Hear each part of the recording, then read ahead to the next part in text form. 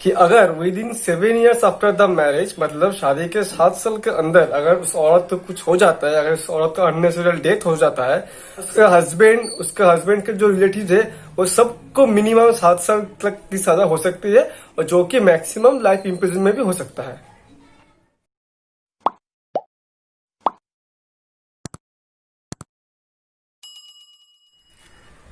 Hello friends, welcome to our channel Desi Law. I am Shahizur Rahman and today I am here with a very common topic in respect of Indian society, that is dowry death. मतलब कि दहेज ना मिलने की वजह से बधू हत्या। जो दहेज प्रथा है वो हमारे देश में बहुत पहले से ही चलती आ रही है। आज भी कई सारी जगहों पे ऐसी खबर सुनाई देती है कि दहेज ना मिलने की वजह से वधू की हत्या कर दिया गया है। तो आज की इस वीडियो में हम यही सारी चीज को लेकर बात करेंगे कि डाउरी डेथ, मतलब कि दहेज ना मिलने की वजह से वधू जो हत्या होती है, इसके खिलाफ हमारे देश में कौन सा कानून है, उसमें अंदर किस किस को सजा मिल सकती है, कितने साल तक सजा मिल सकती है, वगैरह वगैरह। तो शुरू करते हैं हम लोग। तो जो डाउरी डेथ है, मतलब कि दहेज ना मिलने की वजह से वधू हत्या, तो सबसे पहले हम लोगों को जानना जरूर है कि डाउरी क्या होता है, दहेज क्या होता है। तो जैसे कि हम सब लोगों को पता ही है कि दहेज होता है शादी के टाइम ज्यादातर लड़की वालों से कुछ चीज डिमांड करते हैं, जैसे कि बाइक चाहिए या फिर टीवी चाहिए या फिर फर्नीचर चाहिए या फिर प्रॉपर्टी चाहिए, फिर मनी चाहिए, मतलब कि पैसा चाहिए। तो ये जो डिमांड करते हैं ये लोग लड़की वालों से, जो अनलॉफुल डिमांड है, जिसके कोई बेस नहीं है, और लड़की वालों को देना पड़ता है क्योंकि हमारे जो सोसाइटी है वो ऐसे ही चलते आ रहे हैं, तो इसे ही कहते हैं दहेज। और इसे रोकने के लिए हमारी सरकार बहुत कोशिश भी बहुत पहले से करते आ रही है, आज भी कर रही है। और कभी कभी दहेज अगर नहीं मिलता तो भी वधू की हत्या होती है, और कभी कभी अगर दहेज मिल भी जाता है तो उनसे भी लड़के वाले खुश नहीं होते, उनको और ज्यादा कुछ चाहिए। तो इसके वजह से भी वधू के साथ मारपीट होता है या फिर हत्या तक होता है। तो इसी जो है डाउरी डेथ, इसी के खिलाफ हमारे देश में एक बहुत सख्त कानून है। हमें जो इंडियन पेनल कोड है, इंडियन पेनल कोड के सेक्शन 304B के अंदर डाउरी डेथ आता है। ये सेक्शन बोलता है, डिफाइन करता है कि डाउरी डेथ क्या है, अगर कोई डाउरी डेथ को कॉज करता है तो उसको कितना साल तक सजा मिल सकती है। तो हमारा जो पेनल कोड है, इंडियन पेनल कोड, इसमें इसके अंदर डाउरी का कोई डेफिनेशन दिया नहीं गया है। जो डाउरी का डेफिनेशन है, जो डाउरी प्रोहिबिशन एक्ट के अंदर है, that is also applicable in Indian penal code. मतलब कि जो section 2 subsection 1 of dowry prohibition act 1961, उसके अंदर बोला गया है डाउरी मीन्स एनी प्रॉपर्टी और वैल्यूएबल सिक्योरिटी गिवन और agreed to be given by one party to the marriage to the other party to the marriage, or by either parents of the marriage to the other party to the marriage, at the time of marriage, before marriage, or at any time after the marriage, only except in cases of dower or meher when the parties to the marriage are governed by Mohammedan personal law। मतलब कि जैसे मैंने पहले ही बोला कि शादी के time या फिर शादी के पहले या फिर शादी के बाद अगर कोई भी पार्टी दूसरे वाले पार्टी से कुछ डिमांड करता है, कुछ मतलब वैल्यूएबल, जिस मतलब कि घड़ी, फ्रिज, प्रॉपर्टी, पैसा वगैरह वगैरह डिमांड करता है, तो इसे ही हम लोग डाउरी या फिर दहेज कहते हैं।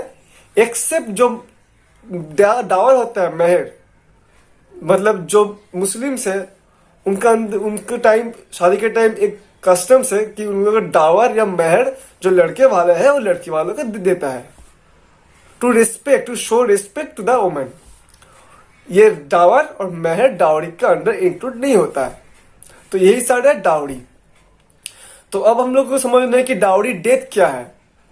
तो जो सेक्शन 304B में बोला गया है, a death of a women shall be designated as dowry death if it is caused either by bodily injuries or burn or circumstances other than natural or normal, or as a result of cruelty within the meaning of section 498A of Indian Penal Code, or harassment caused by the husband and her relatives.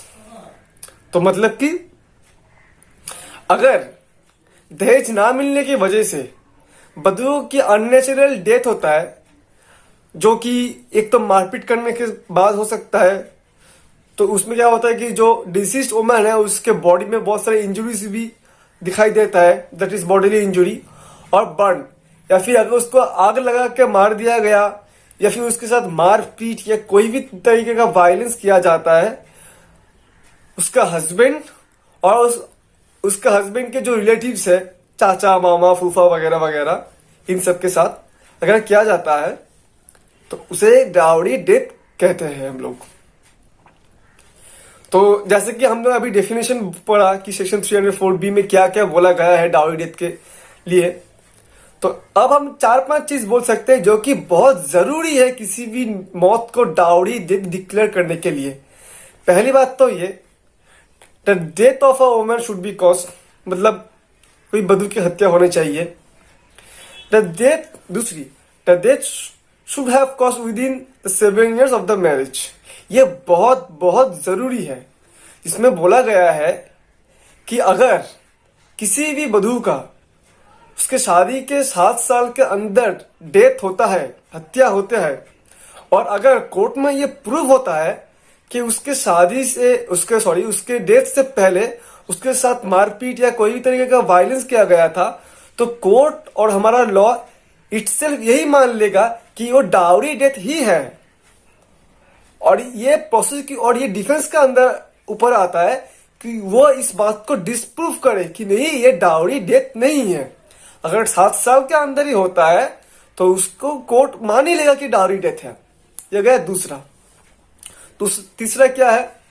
तीसरा ये है that the deceased woman should be subject to cruelty और harassment by her husband और relatives. मतलब कि जैसे कि मैंने बोला कि जो डिसीज्ड वुमन है, मतलब जिस वधु की हत्या हुई है, उसको उसके साथ मारपीट या किसी भी तरीके का वायलेंस किया गया है उसका हस्बैंड और उसका हस्बैंड के रिलेटिव्स के द्वारा। फोर्थ क्या है? द वायलेंस और the cruelty which the deceased woman suffered should be for the demand of any dowry. मतलब कि जो मारपीट या फिर जो वायलेंस किया गया था वो किया गया था दहेज के लिए, दहेज ना मिलने की वजह से या फिर जो भी मिला है और चीज मांगने की वजह से, ये होना चाहिए। और जो लास्ट वन है वो ये है कि the deceased woman should be subjected to cruelty soon before her death. मतलब उसकी हत्या और उसकी मृत्यु होने से पहले उसके साथ मारपीट या वायलेंस किया गया था। अब इसका मतलब ये नहीं है कि अगर आज कोई वधु की हत्या होती है तो उसके जस्ट उसके अगले पिछले दिन ही वायलेंस होना चाहिए, ऐसा नहीं है। उसके हत्या होने से पहले किसी भी दिन, चाहे वो 15 दिन पहले हो, 5 दिन पहले हो, 15 महीने पहले हो या फिर 1 दिन पहले हो, कभी भी उसके साथ वायलेंस और ये क्रुएल्टी हो सकता है। तो ये कुछ 4-5 चीजें हैं जो बहुत बहुत इंपॉर्टेंट है किसी भी मौत को डाउरी डेथ डिक्लेयर करने के लिए। अब हम लोग देखेंगे कि जो सजा दिए गए है सेक्शन 304B में वो क्या है। तो सेक्शन 304B में बोला गया है any person who has caused dowry death should be punished with imprisonment for a term which may not less than 7 years and और which may extend up to life imprisonment. मतलब कोई भी आदमी जिसे डाउरी डेथ की guilty पाया जाएगा उसे कम से कम 7 साल की सजा और जो मैक्सिमम सबसे ज्यादा उसके उम्र कैद भी हो सकता है, दैट इज लाइफ इम्प्रिजनमेंट। अब हम लोग एक टर्म पढ़े थे कि bye her husband and her relatives. तो जो हस्बैंड के रिलेटिव्स है, मतलब हस्बैंड के रिलेटिव्स के अंदर कौन कौन आता है जो कि डाउरी डेथ के लिए कन्विक्ट हो सकता है, वो जानना बहुत जरूरी है। 3 चीज, the person should be regarded as the relative of the husband who is related to that husband either by blood or by adoption और बाय मैरिज।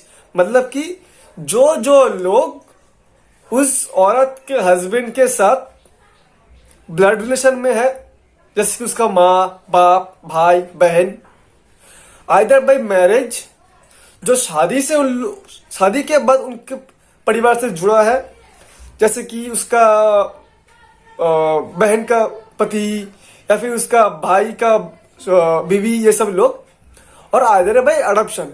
और अगर उसके पहले उसके पति के हस्बैंड, माता या पिता ने या फिर उसके पति ने किसी को गोद लिया गया है, अडॉप्शन लिया है, तो वो भी अंदर आएंगे।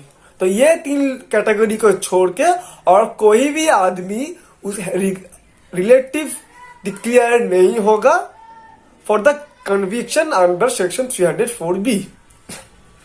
यही सारी चीजें हैं। तो मतलब यही हमारे देश में कानून है 304B, जिसके अंदर बोला गया है कि डाउरी डेथ क्या है, कौन कौन लोग कन्विक्ट हो सकते हैं, रिलेटिव्स के अंदर कौन कौन आता है, क्या सजा है, ये भी बोला गया है। 2-3 चीज बहुत जरूरी है याद रखने के लिए। पहली बात तो ये, that the death of the deceased woman should have caused either by bodily injury or by burns or circumstances other than natural। मतलब कि उसका डेथ नेचुरल नहीं होना चाहिए। अगर उस औरत की नेचुरल डेथ हो जाती है तो वो डाउरी डेथ डिक्लेयर नहीं हो सकता। और दूसरी बात, अगर शादी के 7 साल के अंदर ही डेथ हो जाता है तो कोर्ट इटसेल्फ प्रिज्यूम कर लेगा कि वो डाउरी डेथ ही है, अगर कोर्ट में यह प्रूव हो जाए कि डेथ से पहले उसके साथ मारपीट किया गया था। यही बात हमारे इंडियन एविडेंस एक्ट के 113B में भी बोला गया है। एक रिसेंट केस आया था, मतलब बहुत ही रिसेंट है, इसी दिसंबर में आया था, दिसंबर 2020 में, state of Uttarakhand versus Sandeep Kumar. उसमें एक औरत की डेथ हो गई थी। उसके परिवार वालों ने ये एक्यूजेशन लगाया था कि उसका हस्बैंड संदीप कुमार और उसके माता पिता, ये तीनों ने मिलके जहर दे के उसका डेथ किया है। लेकिन जो ट्रायल कोर्ट था, ट्रायल कोर्ट में इन तीनों को ही एक्विट किया गया था, मतलब बाइज्जत बरी किया गया था इस ग्राउंड के ऊपर कि उस औरत की डेथ अननेचुरल नहीं है। यही केस जब उत्तराखंड हाई कोर्ट में पहुंचा तो हाई कोर्ट ने ट्रायल कोर्ट की ऑर्डर को रिवर्स कर दिया और इन तीनों को गिल्टी पाते हुए उम्र कैद की सजा सुनाया था। और फिर जब डिफेंस ने अपील किया सुप्रीम कोर्ट में, तो सुप्रीम कोर्ट के जो 3 बेंच जजेस थे, उन्होंने ये डिसीजन दिया कि एक्यूज्ड के ऊपर जो एलिगेशन थे वो ये थे कि उन लोगों ने जहर दे के उस वधू की हत्या किए गए थे। लेकिन जो ऑटोप्सी रिपोर्ट आई थी उस डिसीज्ड वुमन की, तो उसमें यही बोला गया था कि जहर दे के हत्या किया गया है, इससे कोई सबूत नहीं है। उस औरत की बॉडी में भी किसी भी तरीके का जहर और पॉइजन नहीं मिला है। और जो 3 एक्यूज है, और 3 एक्यूज के पास में कोई भी पॉइजन बरामद नहीं किया गया है। मतलब कि इस बात का कोई प्रूफ नहीं है कि उन तीनों का डेथ अननेचुरल है। जैसे कि मैंने पहले ही बोला कि ये बहुत जरूरी है कि उस औरत का, डिसीज्ड वुमन का डेथ अननेचुरल तरीके से ही होना चाहिए।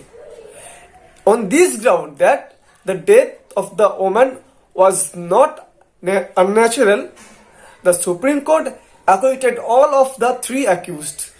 मतलब कि उन तीनों को ही सुप्रीम कोर्ट ने बाइज्जत बरी किया ऑन दिस ग्राउंड कि जो वधू है उनका हत्या अननेचुरल है, इसका बात का कोई सबूत नहीं मिला है। तो यही हमारे देश की लॉ है, देश की कानून है डाउरी डेथ के खिलाफ। सजा की जो सजा दिया जाता है 7 साल मिनिमम और मैक्सिमम लाइफ इम्प्रिजनमेंट, मतलब कि उम्र कैद। सब मैंने बोला। तो आज के लिए बस इतना ही। अगर आपको अच्छा लगे तो लाइक कीजिए, शेयर कीजिए और हमारे चैनल को सब्सक्राइब कीजिए। Thank you.